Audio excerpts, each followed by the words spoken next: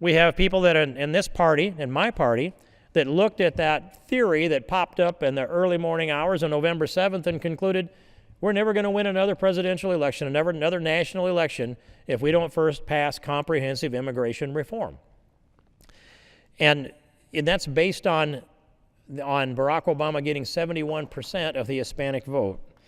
Because that number it's gone up and down, but it's crept up for Democrats over time.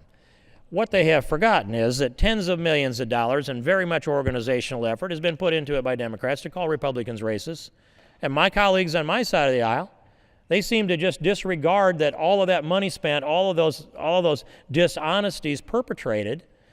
They think that if it exists at all, it didn't have any effect. It all was just those two words that Mitt Romney said, self-deport. We need to look at the actual facts.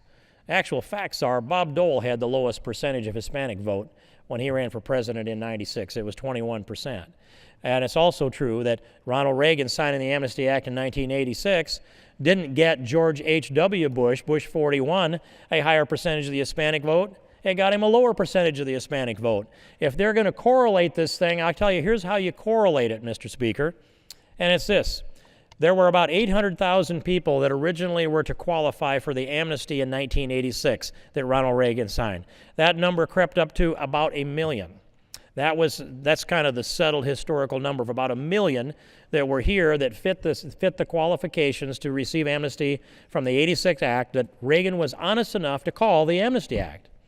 And then once he signed that bill, then there was document fraud and people that came across the border. The magnet of amnesty drew more people in, and that number now, the lowest number that I see of those who received amnesty in '86 or from the '86 Amnesty Act is about 2.7 million people.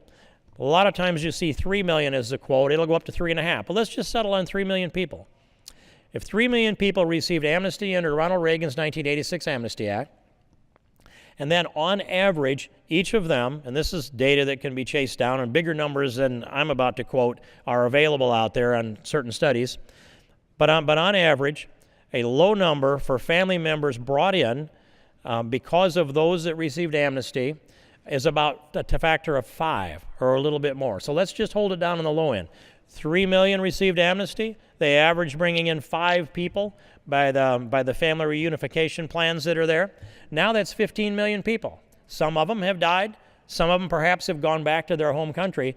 But there are a large block of voters there that have shifted over to vote for who, Mr. Speaker? Barack Obama. Barack Obama. I'll make this statement. If the theory of those who believe that they can they can reverse the trend of Hispanic vote, if their theory is correct, then I would suggest to them that if they can provide amnesty and somebody's going to benefit from that, if their theory is correct, they have to admit that Ronald Reagan's signature on the '86 Amnesty Act brought about Barack Obama's election. If you take those numbers of people out of the polls and you calculate that percentage of 71%, so let's just say that we take 15 million people out of the rolls and say, well, they wouldn't have been here without the '86 Amnesty Act, or at least they wouldn't be voting.